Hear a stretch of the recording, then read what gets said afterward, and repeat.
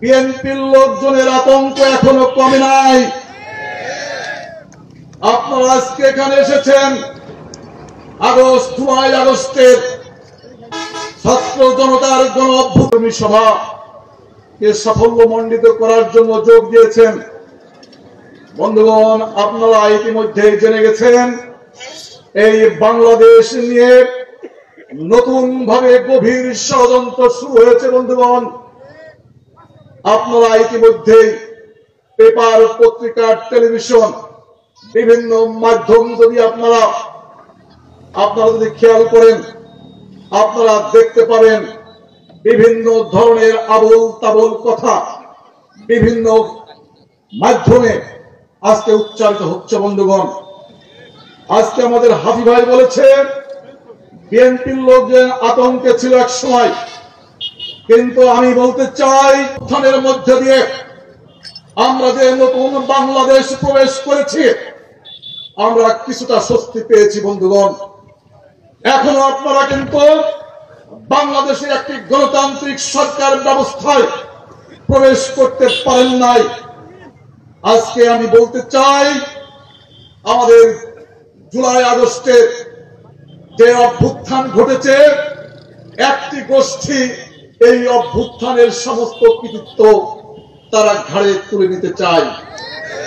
আমি ওইসব বন্ধুদের উদ্দেশ্যে বলতে চাই, গত 16টি বছর আপনারা কোথায় ছিলেন?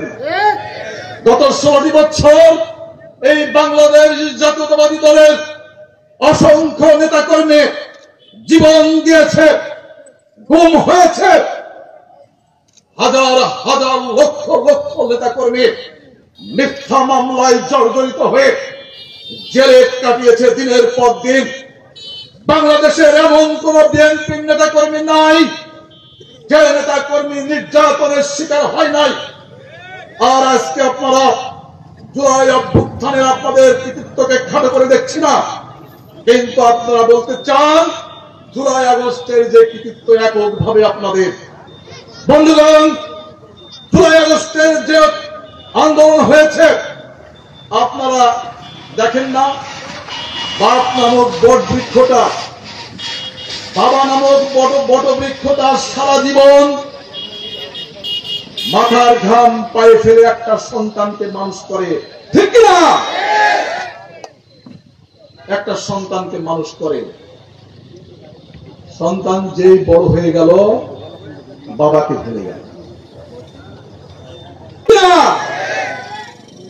আজকে এই সব যারা আজকে কথা বলছে, ইনাদের অবস্থা তাই হয়েছে। বন্ধুগণ,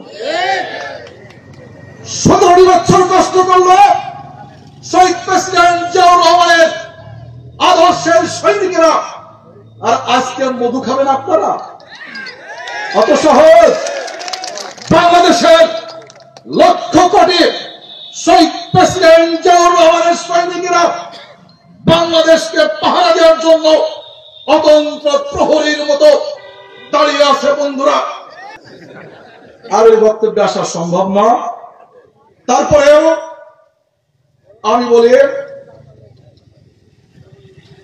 এখন আপনারা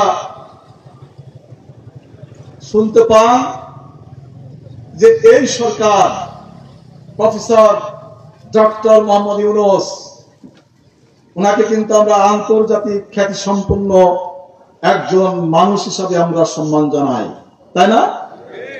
ওনার খ্যাতি কিন্তু বাংলাদেশে খুব কম, সারা দুনিয়াতে ওনার খ্যাতি সর্ব জায়গায়।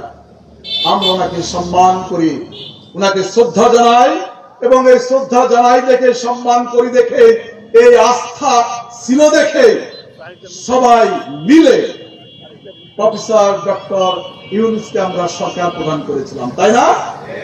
তাই তো নাকি? কিন্তু বন্ধু, ওনাদের কাজ কি? ওনাদের কাজ বাংলাদেশে একটি অবাধ, নিরপেক্ষ, সর্বগ্রহণযোগ্য একটি নির্বাচন জাতির কাছে উপহার দেওয়া, ঠিক কিনা? এর বাইরে ওনাদের কাজ প্রতিদিন যে রাষ্ট্রীয় কাজ আছে সেই কাজগুলো করা। ওনাদের কাজ স্থানীয় নির্বাচন আয়োজন করা ওনাদের কাজ নয়। কিন্তু আজকে আপনারা কি শুনতে পান? বিভিন্ন জায়গা থেকে স্লোগান উঠছে যে আমরা স্থানীয় নির্বাচন চাই। আমি ওই সব মোহে যে স্বপ্ন নিয়ে এই ধরনের আবোল তাবোল কথা আপনারা বিভিন্ন জায়গায় বলছেন, এই জাতীয় নির্বাচনকে বিলম্বিত করার জন্য আপনাদের ওই সৎ বাংলাদেশের মাটিতে কখনোই পূরণ হবে না ইনশাআল্লাহ। বন্ধুগণ, আমি